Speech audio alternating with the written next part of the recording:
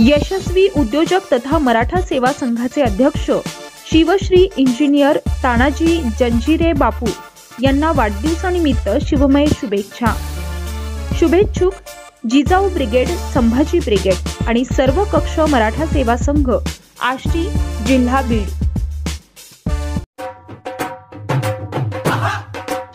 आमचे प्रेरणास्थान मार्गदर्शक शेतकऱ्यांचे नेते, शिक्षण महर्षी, आदरणीय माजी आमदार ॲडव्होकेट भीमरावजी धोंडे साहेब, आष्टी पाटोदा शिरूर यांना वाढदिवसानिमित्त हार्दिक शुभेच्छा।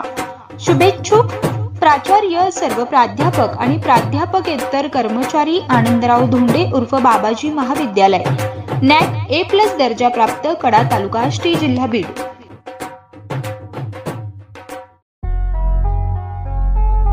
आष्टी पाटोदा शिरूर मतदारसंघाचे लोकप्रिय नेते, शिक्षण महर्षी माननीय श्री भीमरावजी धोंडे साहेब आपणास वाढदिवसाच्या हार्दिक शुभेच्छा। शुभेच्छुक शेतकरी शिक्षण प्रसारक मंडळ कर्मचारी, पतसंस्था, आष्टी, जिल्हा बीड, अध्यक्ष, प्राचार्य, मुख्याध्यापक, शिक्षक, कर्मचारी वृंद।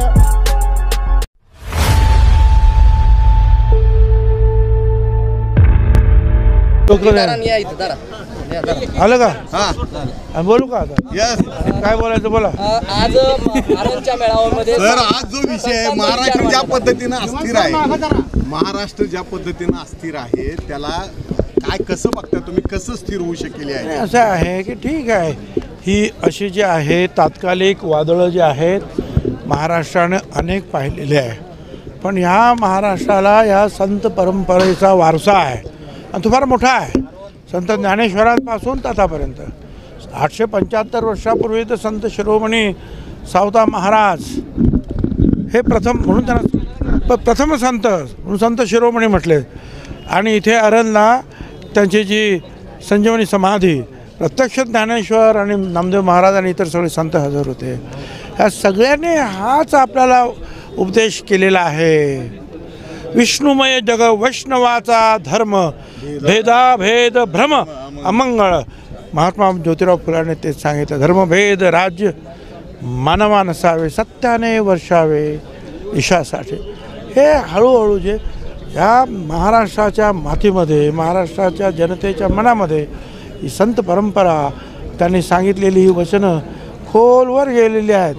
त्यामुळे ही तात्कालिक वादळं उठतात आणि शांत होतं, काळजी करायचं कारण नाही।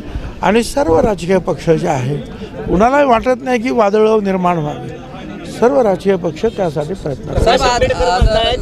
साहेब आज थेटपणे फडणवीसांनी म्हटलं की येत आहेत, मुख गिळून गप आहेत, कुठेतरी शरद पवारांना आठवला मारला। पवार साहेबांना सुद्धा मी स्वतःच गेलो त्यांच्या घरी, त्यांना विनंती केली, त्यांच्याकडे काय मी काय बाकी काय दुसरंच काय मागितलंच नाही।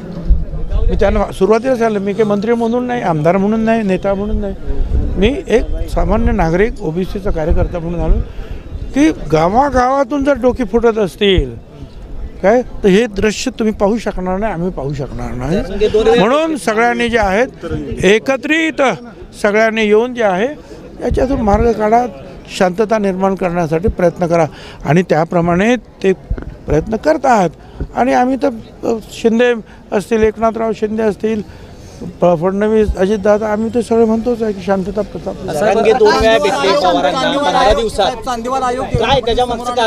तर मला काय माहिती, ते त्यांना विचारा, जे भेटले त्यांना विचारा। आयोग जो नेमला होता मला त्याची काही कल्पना नाही आहे। मी तुम्हाला अगोदर सांगतो की 7-8-10 दिवसात काय जे काही झालं त्याची काही मला माहितीसुद्धा नाही, कारण मी या देशाच्या बाहेर होतो काय 8-10 दिवस। साहेब सत्ताधारी भाजपचे आमदार जे आहेत ते जरांगे पाटलांना भेटून म्हणतायत की सरकारमध्ये मराठा आणि ओबीसी आरक्षणाची भूमिका मांडताना कुठेतरी आमची गुची होती आणि विरोधक फायदा उठवत आहेत। ठीक आहे, पुढे जरांगे आणि देवेंद्र फडणवीस यांची मिलीभगत आहे, ओबीसी मतं मिळण्यासाठी। असं ठीक आहे की मी या क्षणाला कुणावर टीका करू इच्छित नाही। प्रत्येक जण जो आहे हे शक्यतो शांतता निर्माण करण्यासाठी प्रयत्न करत आहे आणि जो ओबीसीचं आरक्षण वाचवण्यासाठी प्रयत्न करत आहेत त्या सगळ्यांना माझा मी प्रणाम करतो। जे लोक समजतात, हा विषय समजतात, आरक्षण कशासाठी ते समजतात, कायदा कानून समजतात, त्या कुणाशीही बोलण्याची माझी तयारी आहे. साहेब शेवटचा प्रश्न. पुण्यात म्हणाले की ढेकणासारखा अंगठ्याने मी चिरडून मारू असं आता मग मी काय सांगू त्याला आता.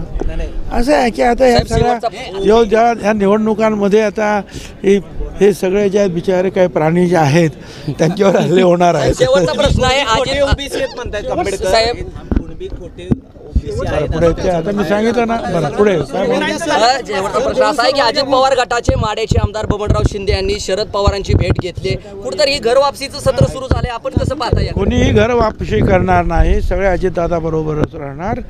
परंतु हे पहिले संबंध आहेत पवार साहेबांबरोबर, ते आदरणीय नेते म्हणून आम्ही सगळे त्यांना मानतो. आणि मी सुद्धा संजयच्या घरी गेलो होतो. याचा अर्थ काय मी काही घरवापसी नाही केली. काही कामासाठी याच्यासाठी लोक जातात. आणि स्वतः पवारसाहेबसुद्धा सर्व पक्षाचे कुणाचंही काही काम असलं तरी ते काम घेऊन पर दिल्लीपर्यंत जात असतात. त्यामुळे तसा काही विचार करण्याची आवश्यकता नाही. कोणी